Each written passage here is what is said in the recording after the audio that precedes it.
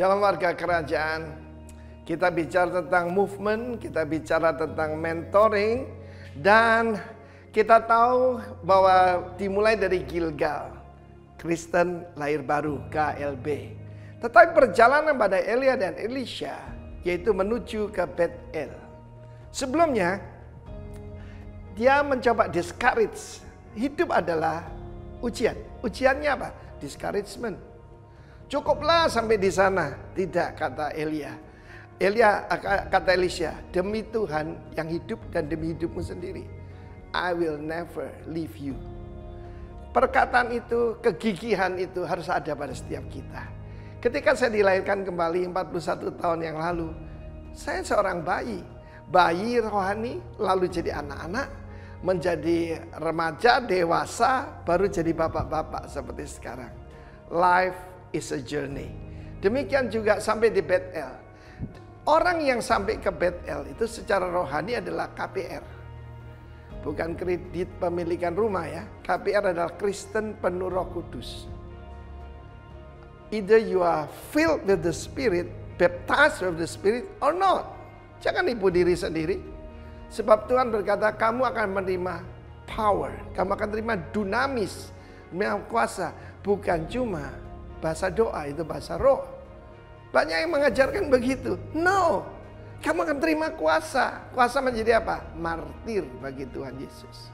Dan di Bethel ada sekolah nabi. Ada the sons of the prophet, so-called. Yaitu murid-murid. Karena itu jangan puas cuma jadi muridnya Tuhan. Elisha mengejar yang lebih daripada murid. Dia mau menjadi ahli waris daripada yaitu Elia. Karena itu kalau orang sudah sampai ke Bethel, karunia-karunia roh akan bekerja pada dia. Saya masih ingat bagaimana saya mulai masuk dipimpin Roh Kudus. Bethel artinya the house of Elohim, the house of God. Demikian juga, tidakkah kamu tahu kata Rasul Paulus bahwa tubuhmu bukan rohmu. Tubuhmu adalah bait Roh Kudus yang diam dalam kamu. Kalau kita mengerti bahwa Kristus di dalam kita, seluruh hidup kita akan berubah. Akan mengalir dari kita kekuatan Tuhan, kasih Tuhan, kesabaran Tuhan.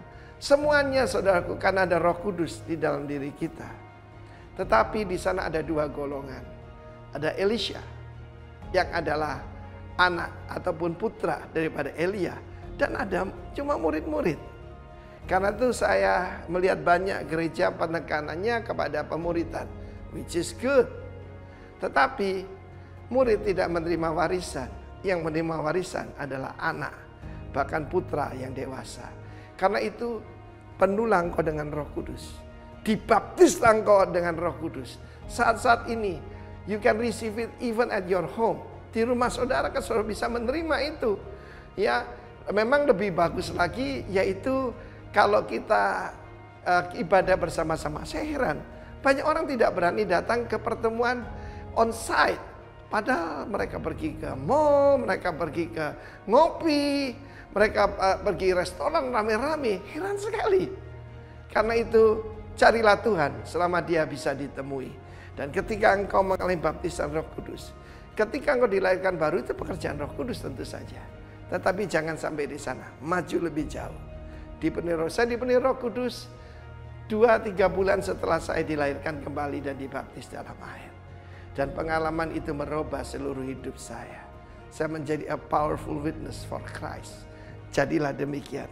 Jadi KPR, Kristen penuh Roh Kudus. God bless you. Amin.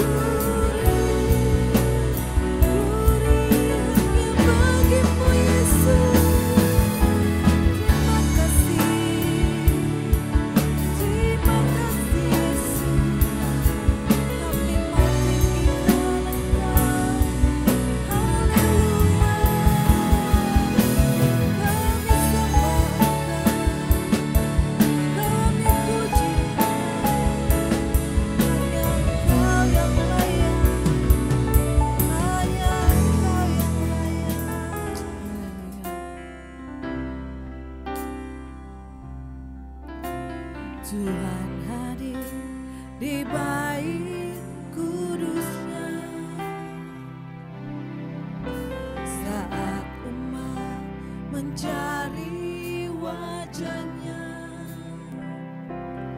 berseru, berdoa, bersujud menyembah, dan menikmati kehadirannya.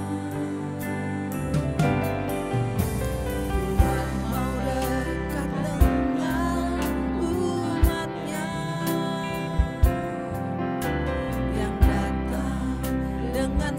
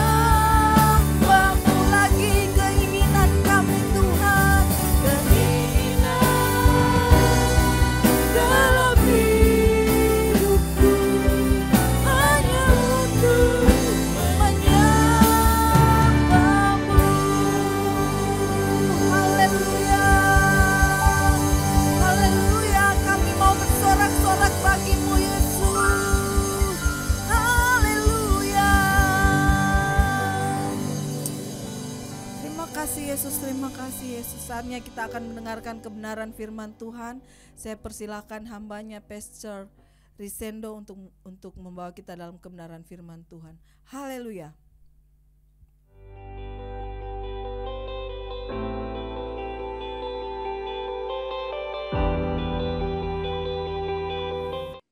Shalom saudara-saudara. Shalom. Sebelumnya mari kita berdoa dulu.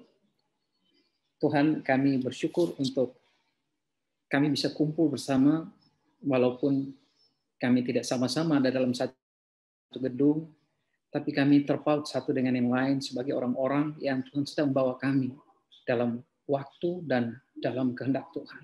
Ajar kami Tuhan untuk kami berjalan tetap dalam cara Tuhan dan rencana Tuhan. Dan kami tidak keluar dari apa yang Tuhan mau, yang Tuhan kehendaki, yang Tuhan siapkan bagi kami semua. Terlebih bagi jemaat yang ada di Makassar. Bersyukur, kami buka hati kami untuk firman-Mu dalam nama Yesus. Amin. Saudara-saudara, saya akan melanjutkan apa yang kemarin dibagikan oleh Pak Jonathan. Saya sangat menyimak apa yang Kak Jo sampaikan tentang prinsip tuntunan, dan itulah yang sedang terjadi dengan kita. Tema di bulan ini adalah developing atau development, dan saya sangat merasa ada di dalamnya bahwa di dalam development ini dibutuhkan ada mentoring, fathering, dan memang ini waktunya untuk kita masuk dalam pengalaman-pengalaman dengan Tuhan. Keadaan sekarang ini justru memberi kesempatan untuk kita berjalan dengan cara-cara yang tidak sama dengan apa yang sedang dijalani oleh kebanyakan orang. Kita diberi kesempatan untuk berjalan dengan cara yang Tuhan memang desain kita untuk berjalan di waktu-waktu yang ini. Jadi bagi dunia, bagi di luar sana, bagi yang di luar kerajaan, mungkin ini adalah waktu yang sulit, waktu yang banyak orang mengeluh. Tapi bagi kita, seperti prinsip kemarin, kalau kita berjalan dengan semangat seperti Raja Wali, justru ini waktunya untuk kita pakai kekuatan oposisi dari semua yang sedang terjadi luar ini untuk kita bergerak. Nah, saudara, saya mau mengajak saudara baca dari Ulangan 8 ayat 2 sampai dengan ayat yang ke-6. Ulangan 8 ayat 2 sampai ayat 6. Saya sengaja ambil mulai dari ayat yang kedua karena sebenarnya itulah yang menjadi perhatian kita saat ini. Ulangan 8 ayat 2 sampai ayat yang ke-6. Ingatlah kepada seluruh perjalanan yang kau lakukan atas kehendak Tuhan Allahmu di padang gurun selama 40 tahun ini, dengan maksud merendahkan hatimu dan mencobai engkau untuk mengetahui apa yang ada dalam hatimu, yakni apakah engkau berpegang pada perintahnya atau tidak. Jadi ia merendahkan hatimu, membiarkan engkau lapar, dan memberi engkau makan mana yang tidak kau kenal dan yang juga tidak dikenal oleh nenek moyangmu, untuk membuat engkau mengerti bahwa manusia hidup bukan dari roti saja, tetapi manusia hidup dari segala yang diucapkan Tuhan. Pakaianmu tidaklah menjadi buruk di tubuhmu dan kakimu tidaklah menjadi bengkak selama 40 tahun ini. Maka haruslah engkau insaf bahwa Tuhan Allahmu mengajari engkau seperti seorang mengajari anaknya. Oleh sebab itu haruslah engkau berpegang pada perintah Tuhan Allahmu dengan hidup menurut jalan yang ditunjukkannya dan dengan takut akan Dia. Demikian firman Tuhan. Saudara-saudara, di dalam Ulangan 8 ayat 2 sampai dengan ayat yang ke-6 ini memang ditujukan kepada umat Tuhan yang sebentar lagi akan masuk ke tanah perjanjian. Kenapa ayat 8 itu dibilang haruslah engkau berpegang pada perintah Tuhan Allahmu dengan hidup menurut jalan yang ditunjukkannya dan dengan takut akan Dia. Sebab ayat 7-9 dikatakan begini, sebab Tuhan Allahmu membawa engkau masuk ke dalam negeri yang baik, satu negeri dengan sungai, mata air, dan danau yang keluar dari lembah-lembah dan gunung-gunung, suatu negeri dengan gandum dan jelai, dengan pohon anggur, pohon ara, dan pohon delimanya, satu negeri dengan pohon zaitun dan madunya, satu negeri di mana engkau akan makan roti dengan tidak usah berhemat, di mana engkau tidak akan kekurangan apapun, suatu negeri yang batunya mengandung besi, dan dari gunungnya akan kau gali tembaga. Kenapa ayat-ayat ini penting bagi saya pada saat transisi, pada saat Israel sedang mau masuk dalam apa yang mereka rindukan selama ini. Mereka diingatkan tentang ingatlah akan perjalanan. Dan di dalam perjalanan itu Tuhan mendevelop, Tuhan membuat umatnya itu berkembang. Tuhan mengajari mereka sampai mereka punya kualifikasi yang tepat untuk mereka ada di tanah atau di negeri yang baik. Dan negeri yang baik itu mana berhenti. Di negeri yang baik itu tidak ada lagi daging yang datang gratis.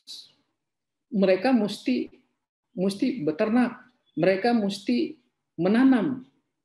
Dan masa menanam itu ada waktunya. Mereka mesti belajar sabar. Mereka punya kapasitas hati mereka, sikap hati mereka mesti benar. Karena sebentar lagi mereka akan masuk di negeri yang baik. Besi itu perlu digali, tembaga itu perlu digali, perlu usaha. Jadi sebenarnya ayat-ayat ini sedang mengingatkan umat Tuhan untuk belajar dari satu perjalanan. Ingat kepada seluruh perjalanan yang kau lakukan atas kehendak Tuhan. Jadi apakah di dalam perjalanan itu, pertanyaannya kenapa disuruh ingat, sudahkah kamu belajar, sudahkah kamu mengerti dari dalam apa yang Tuhan ajar dalam perjalanan ini selama 40 tahun. Dengan maksud, Tuhan kasih tahu, maksud merendahkan hatimu, mencobai engkau untuk mengetahui apa yang ada dalam hatimu. Sebab keangkuhan, kesombongan, kejahatan bisa bersembunyi dalam hati. Bisa saja. Makanya dengan proses itu, lewatin itu semua. Tuhan katakan begini, ingat firman Tuhan, ingatlah kepada seluruh perjalanan yang kau lakukan atas kehendak Tuhan Allah. Jadi diingatkan bahwa di dalam perjalanan itu terjadi hal-hal yang seperti pertama, ia merendahkan hati, bicara karakter, ada pembentukan karakter kan? Bagaimana diajar umat Tuhan diajar untuk merendahkan hati. Terus begini, membiarkan engkau lapar dan memberi engkau makan mana. Jadi kelihatannya satu kontradiksi. Di satu sisi Tuhan sengaja membiarkan lapar tapi memberikan makan. Yang kemudian pakaianmu tidak jadi buruk di tubuhmu, kakimu tidak jadi bengkak. Apakah saudara bisa rasa ada satu di balik itu ada satu pribadi yang mengasihi tapi bertanggung jawab. Nah, saudara-saudara, mungkin ini yang saya mau berbagi dengan saudara hari ini dari apa yang disampaikan dari Ulangan pasal 8 ini ayat 2 sampai dengan ayat yang ke-9. Bahwa Tuhan sedang menunjukkan satu cara bagaimana dia mendevelop, bagaimana dia membuat umatnya itu berkembang. Saya menemukan kata perkembangan itu di Ibrani pasal 6 ayat 1. Marilah kita beralih pada perkembangan yang penuh. Karena ketika itu di Ibrani pasal 5 dikatakan, ditinjau dari waktu, mestinya kamu tuh jadi pengajar, tapi kamu lamban dalam mendengar. Karena itu mari, tinggalkan asas-asas yang pertama. Untuk kita beralih pada perkembangan yang penuh. Nah, tentunya itu tidak seperti kayak kita ngajak, ayo kita ke mall yuk, atau kita kemana lah gitu. Tidak semudah itu, saudara. Tapi lebih kepada satu pembaruan yang dari dalam.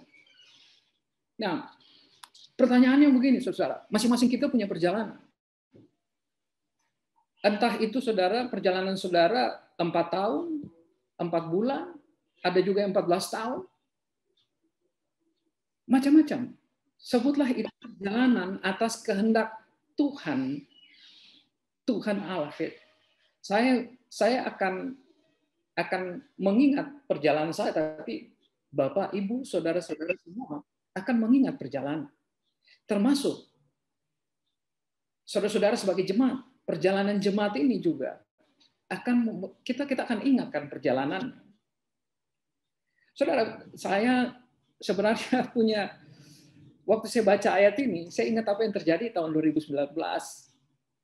2019 itu waktu di Ambon ada gempa dari bulan September, itu kemudian gempa, dan itu kita sangat tergoncang karena beberapa kali ada isu tsunami, dan kita beribadah 4 tahun, sudah 4 tahun dari Oktober 2015 sesudah gedung di Wainito, itu tempat yang saya broadcast sekarang ini ada di gereja di Wainito, dan tanggal 8 Oktober 2015 terbakar. Dan kita mulai beribadah tanggal 18 Oktober itu di salah satu convention hall di salah satu mall di Ambon. Dan tepat di bulan September itu juga, itu terakhir kita pakai convention hall itu karena gempa itu buat semuanya tuh jadi gedung itu jadi berbahaya kalau kita beribadah saat itu. Nah, itu tepat 4 tahun. Jadi waktu kita mesti pindah ke gedung kita sementara di Halong, kita semua waktu itu sibuk, tapi kita juga berdoa. Dan saya ingat sekali akhir tahun waktu itu firman Tuhan ini datang, Ulangan pasal 8 ayat 2. Ingatlah akan perjalanan. Mata saya itu tertuju ke 4-nya itu. Memang bukan 40 tahun. Tapi ini 4 tahun dalam perjalanan. 4 tahun kita tuh seperti kayak beribadah tidak di tempat kita. Kita sudah biasa yang kita punya gedung. Jadi tinggal datang, Pak, kasih pasang alat, kasih on, tinggal. Tapi selama kita dipakai gedung orang, pakai ruangan yang kita sewa, kadang-kadang tuh pernikahan di gedung itu tuh ada hari Sabtu malam. Jadi kita baru pasang alat-alat itu sampai jam 3 pagi. Teman-teman kadang-kadang nggak bisa ikut ibadah karena sampai pagi. Dan kita jalanin itu selama 4 tahun. Nah, tapi di akhir tahun 2019, saya dalam perenungan begini, seperti pertanyaan itu datang, kamu belajar apa, Riz, dari perjalanan ini semua? Jadi, saudara, suasana emosi saya waktu saya dengarkan firman Tuhan itu berbeda dengan pada saat saya sedang bicara saat ini, saudara. Saat itu saya nangis tergoncang-goncang karena 4 tahun itu bukan perjalanan yang cepat, di mana saya mesti belajar merendahkan hati. Saya mesti belajar untuk tunduk pada apa yang Tuhan mau lebih daripada saya punya mau. Saya belajar untuk bagaimana saling menerima satu dengan yang lain selama 4 tahun itu. Bagaimana saya mesti menaklukkan hati saya supaya kepentingan Tuhan lebih utama daripada kepentingan saya sendiri. Saya menunda waktu-waktu liburan saya selama 4 tahun karena saya dengan istri punya satu semacam, istri saya cuma bilang begini waktu gereja terbakar, Riz, saya rela tidak liburan sampai kamu selesaikan. Kalau memang Tuhan mau supaya kita selesaikan ini sampai pembangunan ini selesai, jemaat bisa kembali lagi beribadah di rumah kita sendiri. Udah nggak apa-apa, kita nggak usah liburan. Selama 4 tahun saya jalan dengan itu. Saya belajar untuk banyak hal. Jadi kalau spirit dari berita ini, dari pesan ini, intinya di 2019 itu saya bertanya, Tuhan, saya mau diingatkan Tuhan, apa yang saya sudah belajar. Nah, hari ini saya mau berbagi dengan saudara bahwa yang jadi perhatian kita dalam satu perjalanan adalah begini. Yang pertama, apakah kita telah belajar dari perjalanan kita masing-masing oleh kehendak Tuhan? Pertanyaan yang paling penting. Pelan-pelan kalau saudara renungkan ya, maksud saya begini, belajar apa?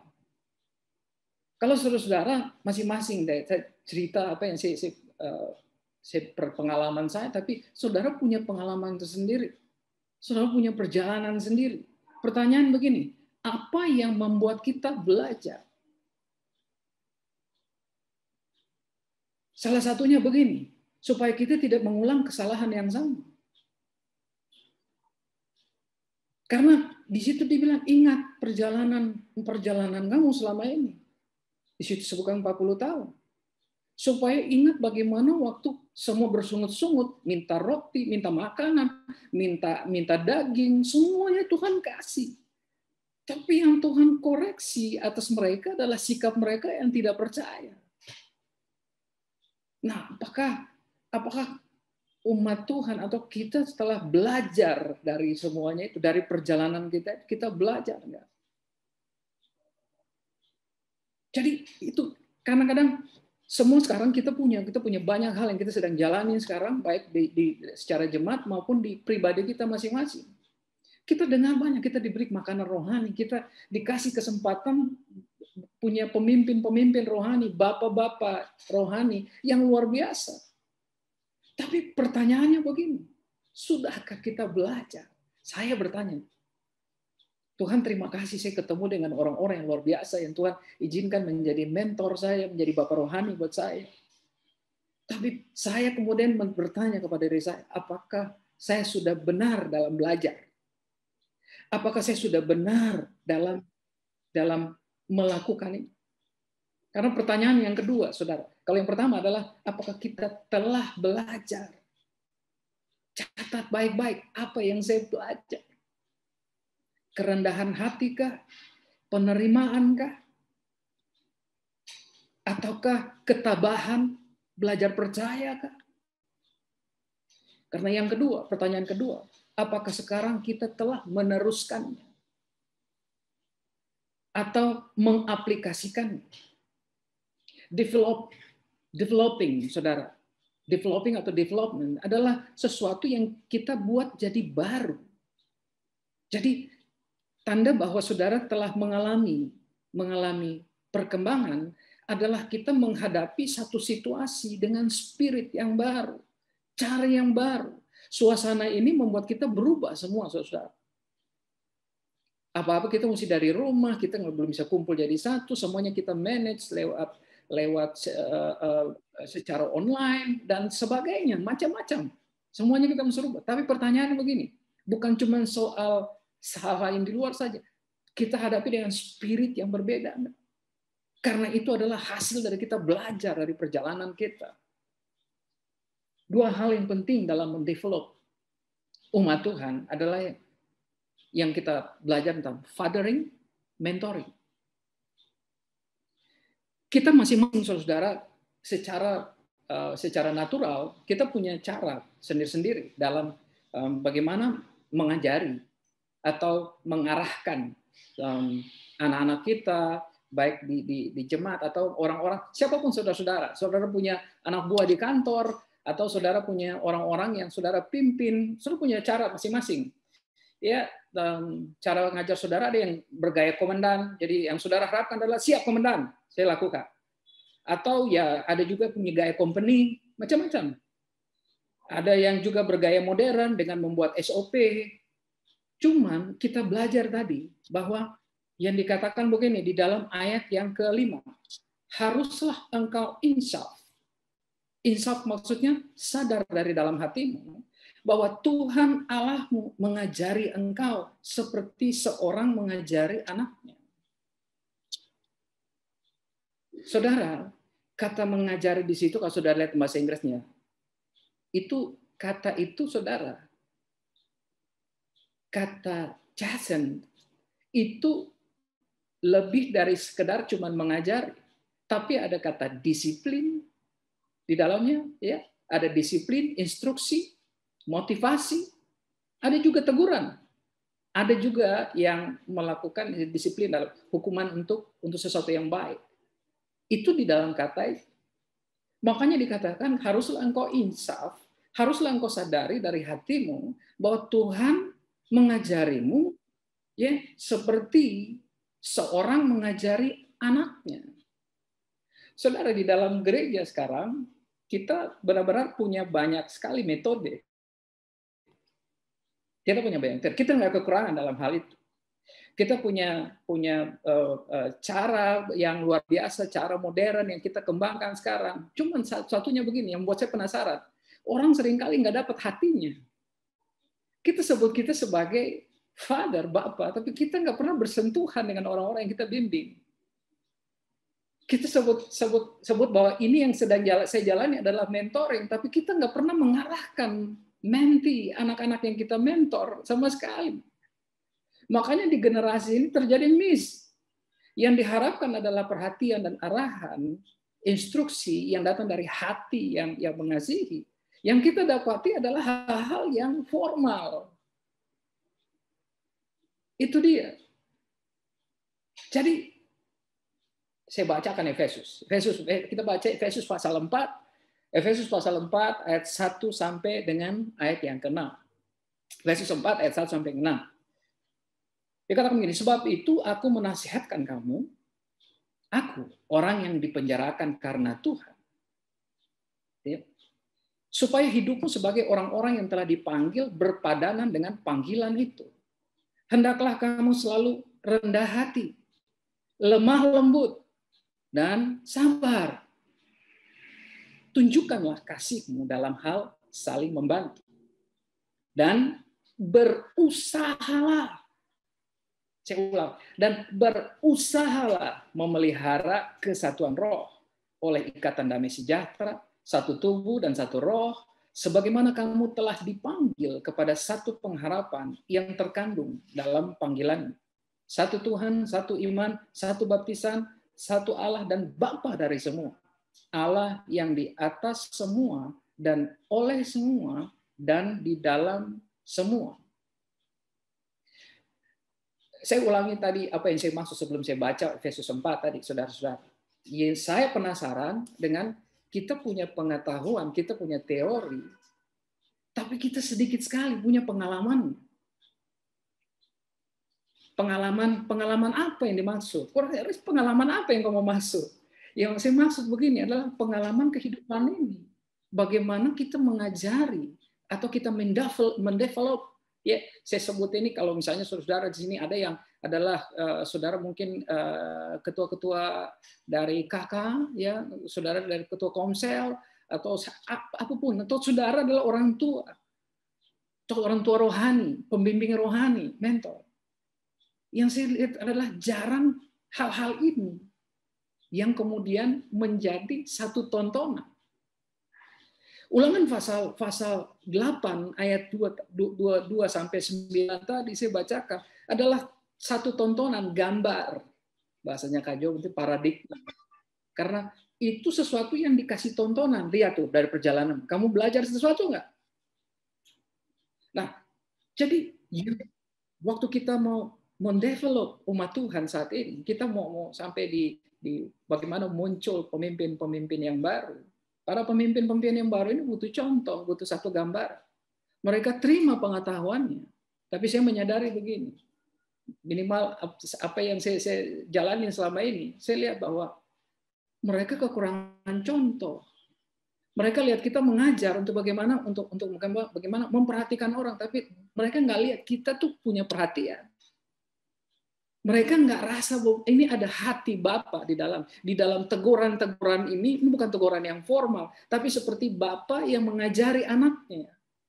Makanya generasi ini sedang menantikan satu gambar seorang Bapa yang penuh kasih, yang dia tegas, tapi dia juga memotivasi. Dia memberi contoh. Dia tahu bagaimana merendahkan hati, tapi dia nggak biarkan kita lapar. Dia juga sediakan makanan. Itu yang sebenarnya dibutuhkan. Makanya waktu generasi ini berkembang, hasil dari develop, itu adalah generasi ini berkembang. Pemimpin-pemimpin baru ini, mereka berkembang dengan satu gambar yang utuh. Bahwa saya tahu, saya berharga. Saya tahu, saya berarti. Nah, saudara, kata tadi dibilang bahwa aku orang yang dipenjarakan, ya, saya menasihatkan kamu. Kata menasihatkan di sini, saudara, dalam bahasa Inggris dipakai kata sebenarnya memohon. Di dalam bagian yang lain dipakai kata memohon. Jadi Paulus sedang berdiri sedang bicara sebagai seorang, bukan cuma seorang pemimpin, tapi dia bicara sebagai seorang bapak, seorang mentor. Yang dia bilang begini, aku menasihatkan, aku mohon kepada kamu. Ya, kemarin ini di dalam satu ibadah online, saya cerita bahwa saya punya anak perempuan yang berumur 6 tahun.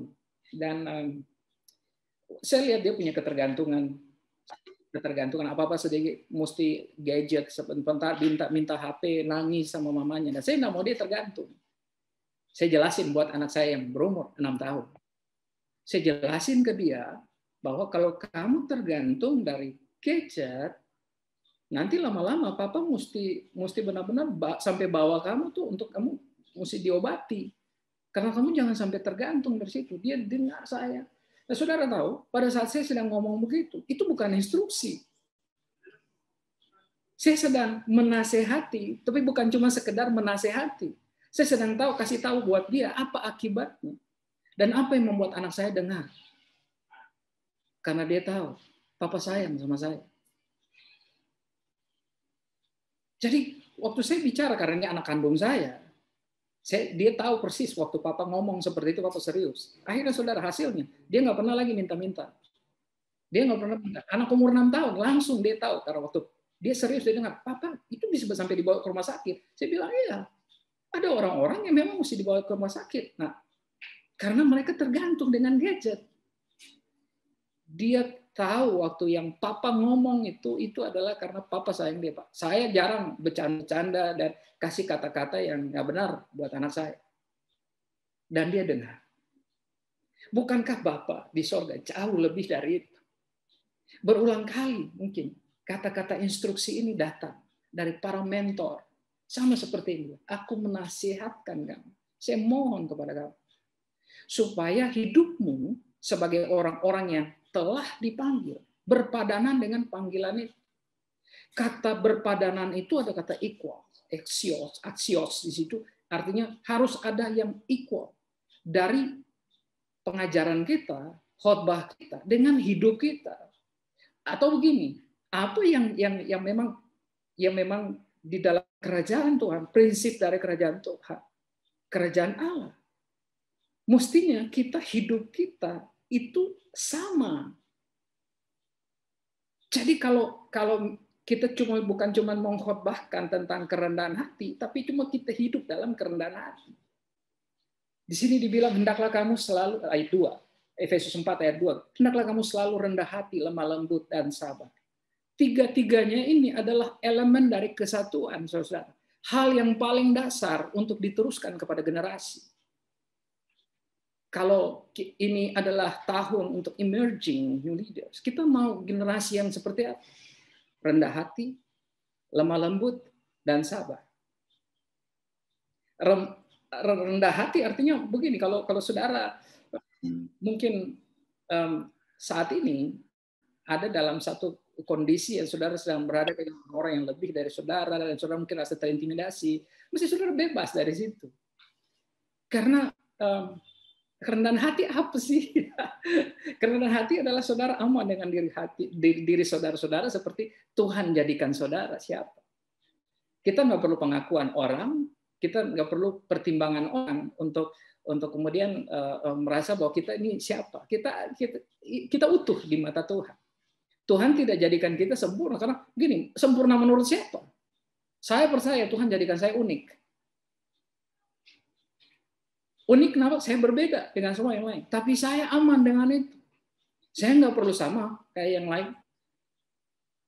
Tapi saya aman dengan itu. Lemah lembut adalah satu kata yang filosofinya adalah seperti kayak hewan liar yang dijinakan. Itu lemah lembut seperti itu. Jadi apakah itu tentang sesuatu yang begitu liar di dalam satu keinginan begitu liar yang kita taklukkan? Itulah lemah lembut. Sabar, sabar saudara tahu kalau setiap kali kita berjalan bersama-sama dengan situasi atau orang-orang yang menjengkelkan dan kita memilih untuk tetap berjalan dengan hati yang benar, itulah sabar. Nah, apa sih saudara-saudara? Sekali lagi, kita sudah punya pengetahuan yang cukup Tapi yang paling penting adalah kita punya pengalaman. Saudara-saudara, kalau hari ini saudara sedang berada di tengah-tengah orang yang lebih hebat dari saudara. Dia lebih hebat dalam memimpin, atau mungkin dia lebih kaya dari saudara. Dia lebih sukses dari saudara. Dan saudara tetap sukacita, aman. Saudara cheers, saudara kasih dukungan, saudara bersukacita dengan orang yang lebih hebat dari saudara. Itulah kesempatan untuk saudara mengaplikasikan kerendahan hati. Kalau ini waktunya saudara berhadapan dengan situasi yang sulit, yang membuat saudara tidak bisa menahan diri, saudara kayak selalu ada dalam kondisi yang kayak mau marah, mau berontak, ini adalah kesempatan untuk menguasai diri dalam kelemah lembutan. Jangan lupa, hendaklah hidupmu berpadanan dengan panggilan. Ingat panggilan saudara sebagai anak, sebagai warga kerajaan, sebagai anak Tuhan, sebagai representatif dari kerajaan Kristus. Jika saudara sedang berjalan bersama-sama dengan orang yang bikin jengkel tiap saat, itu adalah kesempatan untuk saudara-saudara mempraktekkan sabar. Tuhan pasti memampukan saudara. Tapi jangan lupa saudara, itu sebenarnya yang dimaksud dengan kita belajar dari perjalanan. Tanpa sadar, saudara-saudara sedang menyiapkan diri untuk mendevelop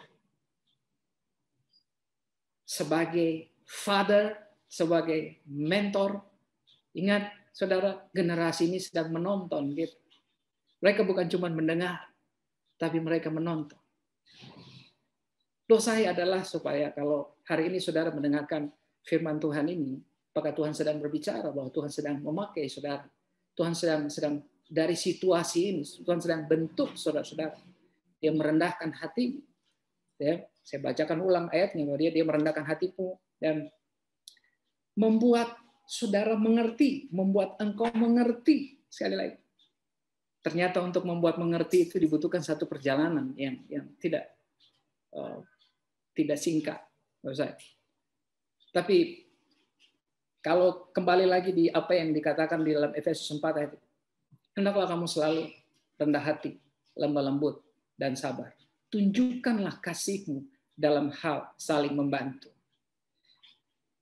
Saudara pikir yang diminta kerendahan hati, lemah lembut, dan sabar itu dari enggak, ditunjukkanlah kasihmu. Kasih itu perlu ditunjukkan dalam hal saling membantu. Mungkin ini waktunya Tuhan sedang mau saudara membantu orang yang tidak pernah berterima kasih buat saudara. Mungkin ini waktunya untuk saudara datang kepada orang yang pernah tipu saudara. Atau mungkin ini waktunya untuk saudara kembali lagi menerima orang yang pernah membuat saudara seperti ini murka, mau 7 turunan kalau lihat bukan. Tapi mungkin ini waktunya. Karena sekali lagi, panggilan itu, dibilang, hendaklah kamu orang-orang yang telah dipanggil, berpadanan dengan panggilan itu. Saudara, kiranya saudara mendengarkan berita ini, dan khotbah yang kemarin, Kajo ingatkan bahwa, yuk dengar tuntunan dari Tuhan sendiri. Tuhan, ya kadang-kadang kita mau titip apapun. Mungkin ini adalah sebuah konfirmasi untuk saudara dengar lagi. Tuhan, apakah ini waktu yang tepat untuk saya mengampuni, saya bisa menerima, atau saya bisa bekerja sama dengan orang yang saya sudah nggak bisa bekerja sama dengan mereka. Tapi sekali lagi saudara, tema bulan ini adalah developing. Develop. Ini adalah kesempatan untuk kita berkembang. Ini adalah kesempatan untuk kita bikin semuanya jadi baru. Ini kesempatan untuk kita mengeluarkan potensi-potensi yang ada dalam kita. Ini adalah kesempatan untuk saudara-saudara menjadi representatif dari kerajaan Kristus. Dan kalau saudara menjadi representasi dari kerajaan Kristus, ketika orang melihat saudara, orang melihat apa yang saudara buat, orang sedang melihat Kristus sendiri. Tuhan memberkati saudara-saudara sekalian. Bolehkah saya berdoa sebentar sebelum ini saya serahkan kembali? Saya mau berdoa untuk saudara yang hari ini mendengarkan firman Tuhan. Dan Tuhan berbicara, ada bagian-bagian tertentu yang menjadi rema buat saudara. Entah saudara pemimpin, entah saudara adalah orang-orang yang memimpin di luar sana, entah saudara adalah orang-orang yang sedang menantikan firman Tuhan ini, saya mau berdoa supaya Tuhan benar-benar menuntun saudara. Tuhan benar-benar menunjukkan apa yang Tuhan maksudkan buat saudara. Bapak, saya berdoa supaya semuanya ini, kalau Tuhan pakai semua contoh-contoh ini, sharing singkat ini Tuhan, untuk Tuhan berbicara kepada anak, berikan kepada mereka Tuhan roh hikmat dan wahyu untuk mengenal Engkau dengan benar. Jadikan mata hati mereka terang untuk melihat pengharapan di dalam Engkau Tuhan. Dan jadilah Tuhan seperti yang Tuhan kehendaki atas setiap anak-anak-Mu. Lebih khusus untuk jemaat dan para pemimpinnya adalah bawa mereka Tuhan dalam apa yang Tuhan mau di musim ini, di waktu ini. Di dalam nama Tuhan Yesus. Amin.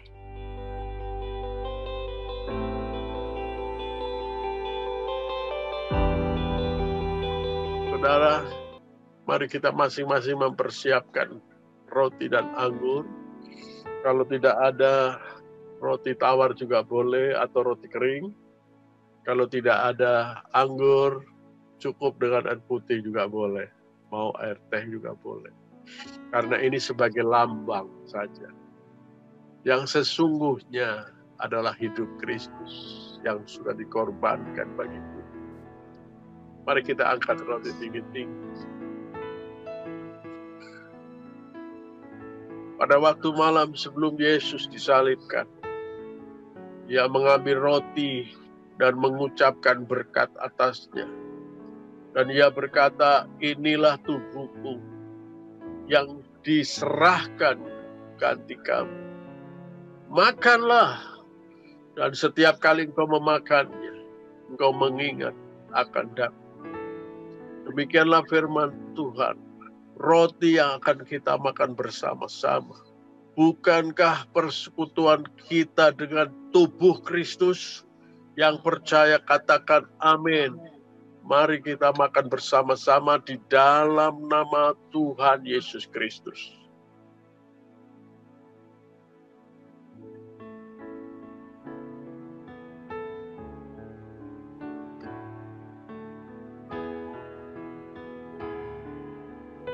Terima kasih Tuhan. Terima kasih Roh Kudus.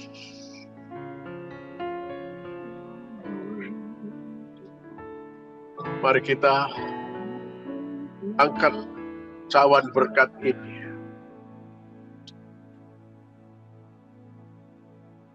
Tuhan memberkati cawan berkat ini.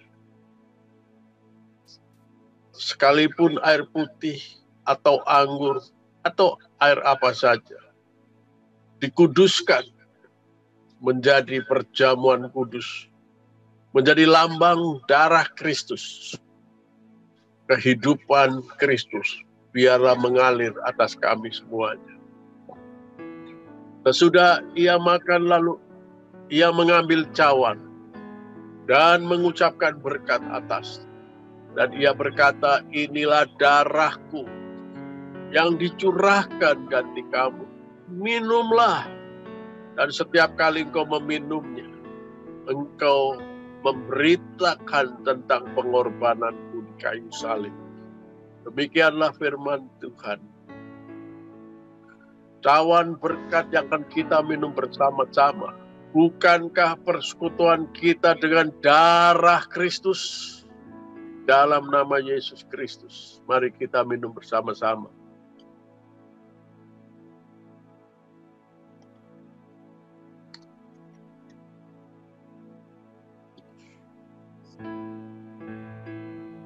Rasakan kasih-Nya, darah-Nya mengalir di dalam tubuhmu. Tubuhmu menjadi tubuh Kristus. Tubuh Kristus semua sehat, semua tahir, disembuhkan, dipulihkan. Darahmu menjadi darah Kristus. Darah Kristus semua sehat. Sel-sel dalam tubuhmu semua sehat. Tidak ada penyakit lagi. Supaya sukacita Tuhan memenuhi engkau. supaya apa yang Kristus perbuat, Engkau juga perbuat di dalam nama Yesus. Terima kasih Tuhan, terima kasih. Dalam nama Yesus. Haleluya. Amin. Masing-masing naikkan permohonanmu kepada Tuhan. Naikkan permohonan ucapan syukur. Kalau mungkin ada pergumulan hidup, nyatakan di dalam doa permohonanmu masing-masing. Masing-masing kepada Tuhan. Sebab Tuhan itu baik. Bahwasanya kasih setianya tidak pernah meninggalkan kita. Tuhan, lihatlah umat-Mu.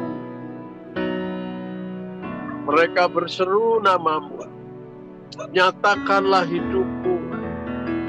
Tolonglah umat-Mu ini. Ya Tuhan. Belas kasihan-Mu turun atas umat-Mu. Supaya gereja-Mu melihat Kristus. Supaya umat-Mu melihat perbuatan-perbuatan yang ajaib. Di dalam usaha, dalam pekerjaan, di dalam rumah tangga, di dalam masa depan anak-anaknya. Ya, dalam tangan-Mu ya Tuhan. Terima kasih Tuhan, terima kasih. Dan sekarang terimalah sekali lagi Tuhan, berkat Tuhan atas engkau. Tuhan memberkati engkau. Tuhan menyertai perjalanan hidupmu. Tuhan yang akan terus menuntun langkah-langkahmu, sehingga perjalanan hidupmu dibuat berhasil dan beruntung. Kemanapun engkau pergi, engkau akan melihat kebaikannya, engkau akan melihat kemurahannya. Mulai hari ini, sampai selama-lamanya. Dalam nama Yesus Kristus Tuhan. Terima dalam nama Yesus. Terima dalam nama Yesus. Terima. Haleluya. Amin.